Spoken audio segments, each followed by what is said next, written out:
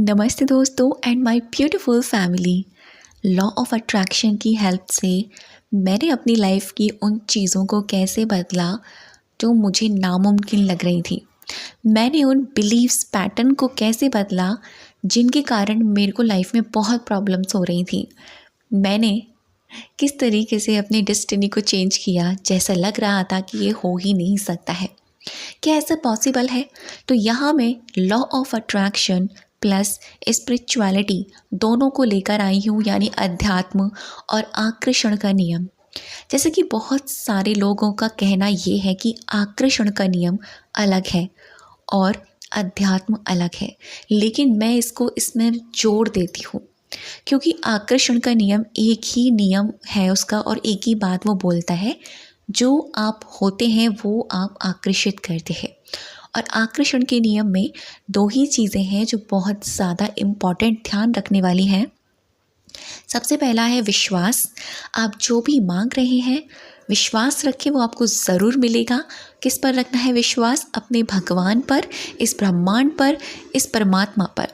दूसरी चीज़ कि आप जो भी आपने मांगा है ना, उसको पॉजिटिवली अपने माइंड में रखें कि ठीक है, ये चीज़ हो चुकी है, यानी उसको हमें ऐसे डिक्लेयर कर देना होता है कि हाँ जी ये चीज़ हो गई है।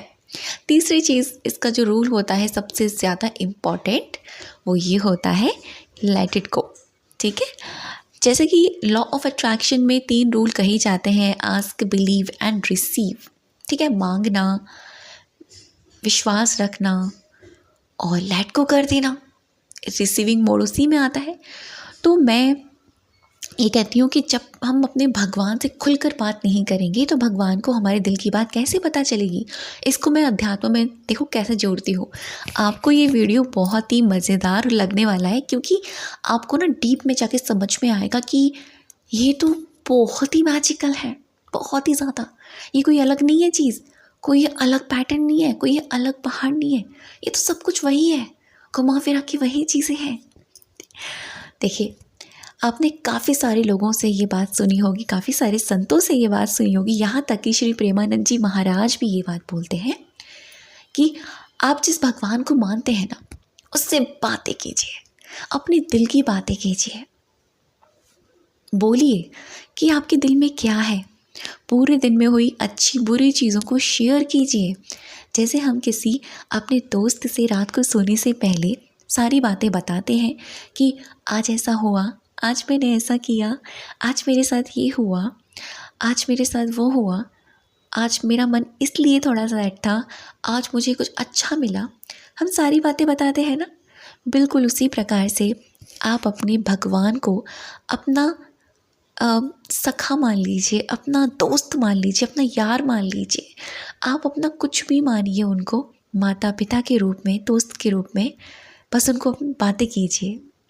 उन्हें क्या चाहिए, हमारे भगवान को हमसे क्या चाहिए? हमारा थोड़ा सा कन्वर्सेशन वाला वक्त।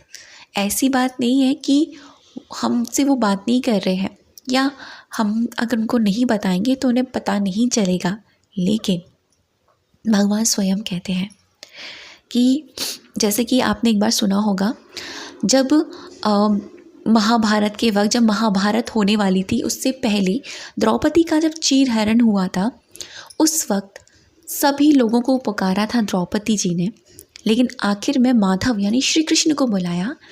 फिर बाद में जब उन्होंने श्री कृष्ण से एक बात कही कि माधव, तुम इतने आखिर में क्यों आए? तुमको तो सबसे पहले आना चाहिए था, क्या तुम नहीं देख रहे थे कि मेरे साथ क्या हो रहा है? तो उनका बहुत ही खूबसूरत जवाब पता ही क्या था? सखी, तुमने जब मुझे पुकारा है ना, तब मैं आया।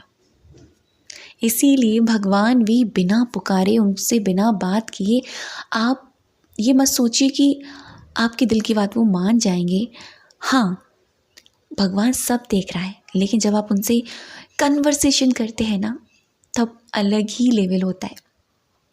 तो ऐसे ही लॉ ऑफ अट्रैक्शन में क्या कहा जाता है? आस्क, अपने ब्रह्मांड को बताइए कि आपको क्या चाहिए, क्योंकि ये ऑल टाइम आपको सुन रहा है।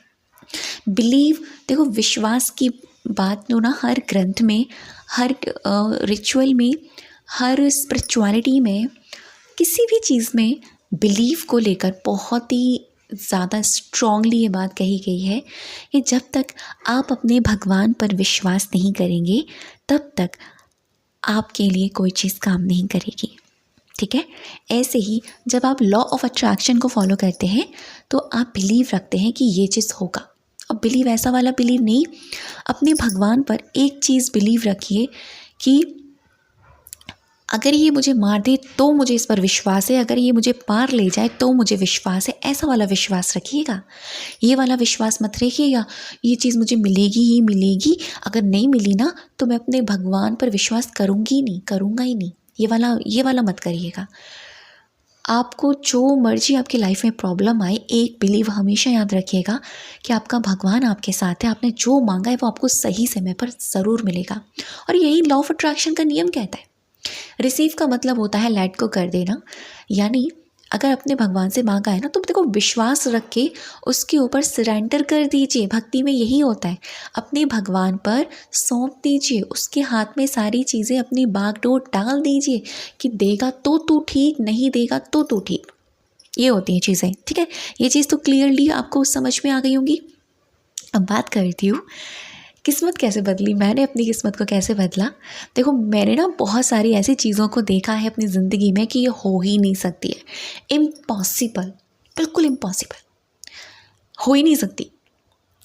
ये ऐसी ऐसी चीज़ें मेरे साथ हुई है, आपके साथ बहुत जल्दी शेयर भी करूँगी। एक बहुत बड़ा मिरेकल जो मेरे साथ हुआ है, सही समय पर आने पर शेयर करूँगी आपके साथ। लेकिन इतना मैं कहूँगी वो मिरेकल बिल्कुल इम्पॉसिबल था, उसका होना 1% भी चांसेस नहीं थे, 1% के चांसेस नहीं थे। जैसा कि मैंने आपको अक्सर ये बात बताती हूँ कि जब भी आपकी कोई इच्छा पूरी होने वाली होती है ना, भगवान उससे पहले बहुत परेशानियाँ आपकी ज़िंदगी में देते हैं। एक संकेत होता है कि आपको टेस्ट किया जा रहा है कि आप इसके कैपेबल हैं या नहीं, कि आपको टेस्ट किया जा रहा है कि अब ये घनघोर अंधेरी रात निकल जाएगी, इसके बाद में आपको वो प्यारी सी चीज़ आपको मिलने वाली है जो आपने सोची है, जो आपकी डिज़ायर है। एक्जैक्टली मेरे साथ भी ऐसा ही हुआ। वो चीज़ ऐसे क्रिएट हो गई कि फिर डेस्टिनी तक पहुंच ही गई और मुझे लगा ये क्या हुआ, ये कैसे हुआ। यही नहीं, मेरी लाइफ की बहुत सारी ऐसी चीज़ें हैं जब से मैंने लॉ ऑफ अट्रैक्शन विद अपनी ज़िंदगी में स्पिरिचुअलिटी, श्रीमद् भगवद गीता, श्री कृष्ण को सुनना शुरू किया, श्री राधा रानी की भक्ति करी है, तो मैंने तब से ये चीज़ें ना बहुत ही ज़्यादा एक डीप में जाकर समझी है कि ये चीज़ें कैसे काम करती हैं। तो आप अपनी किस्मत को बदल सकते हैं। मैंने आपके साथ 2-3 चीज़ें शेयर करूँगी। जैसे मैं अपना देख लूँ कि मुझे नहीं लगता था कि आगे कुछ ग्रोथ होगी कि नहीं होगी मेरी सक्सेस में। मुझे हमेशा से यही फील होता था कि यार नहीं होगा, पता नहीं कैसे होगा। लेकिन एक बिलीव था कि नहीं यार, मुझे अपना बेस्ट देना है, क्योंकि भगवान हमेशा ये कहते हैं कर्म कर फल की चिंता मत कर। और लॉ ऑफ अट्रैक्शन का नियम भी यही बोलता है, यार अपने एक्शंस लेते रहो। ये मत सोचो कि एक्शन लेने से पहले होगा कि नहीं होगा। एक्शन लेने से पहले मत सोचो, एक्शन लेते समय मत सोचो होगा कि नहीं होगा। ऐसे एक्शन लो कि हो गया है, हो गया है, हो गया है। लोग इसको गलत तरीके से देख लेते हैं कि अरे लॉ ऑफ अट्रैक्शन तो अलग बताता है, स्पिरिचुअलिटी अलग बताती है। नहीं, अगर आप इसको गहराई में जाके समझेंगे तो दोनों चीज़ें एक ही है। तो मैंने ऐसे ही समझी। मेरी सफलता को लेकर मैं यही बोलूँगी कि मैंने बहुत काम किया, एक्शन पे एक्शन लिए, लेकिन विश्वास नहीं छोड़ा, बिलीव नहीं छोड़ा अपने भगवान पर, और यही सोचती रही कि ये चीज़ होगी, 100% होगी, और वो चीज़ हो गई। ठीक है, तो मेरी लाइफ की बहुत सारी ऐसी मैनिफेस्टेशन है, छोटे छोटे बड़े बड़े, जो मुझे लगता था कि ये कैसे होगा। जैसे मैं आपको बता दूँ, मेरा घर रेनोवेशन का काफ़ी समय से माइंड में हम लोग चलाते थे अपने, काफ़ी ज़्यादा सोचते थे कि कैसे होगा, क्या होगा, होगा कि नहीं होगा। लेकिन मैंने उस वक्त अपने घर के लिए स्क्रिप्टिंग करी थी। स्क्रिप्टिंग का मतलब होता है आप जो भी पाना चाहते हैं ना, उसको ऐसे लिखें कि जैसे वो हो गई है। आप इसको लेटर भी लिख सकते हैं, ग्रैटिट्यूड लेटर के जैसे भी लिख सकते हैं। मैंने वो किया, और स्क्रिप्टिंग करके जब मैंने उसको छोड़ दिया, मुझे याद भी नहीं था, जब मेरा घर रेनोवेट हो गया और उसकी क्लीनिंग में जब मैंने देखा, मेरा स्क्रिप्टिंग मुझे मिला किसी पुरानी डायरी में, और जब मैंने उसको पढ़ा ना, मैं शॉक्ड हो गई कि ये कैसे कंप्लीट हुई चीज़ें, और कितने समय में पूरी हुई, 1 साल के अंदर। 1 साल का टाइम लगा। हो सकता है उस वक्त मेरी स्क्रिप्टिंग थोड़ी डीप ना रही हो, लेकिन हाँ, 1 साल से भी कम समय लगा उस चीज़ को मैनिफेस्ट होने में। इसलिए बहुत सारी ऐसी चीज़ें हैं जो मेरी लाइफ में मैनिफेस्ट हुई हैं और मेरी ज़िंदगी में आई हैं। तो आप भी अपनी किस्मत को बदल सकते हैं। कैसे? विश्वास से, विश्वास से। थैंक यू सो मच अब तक ये वीडियो पर बनी रहने के लिए और मुझे सुनने के लिए।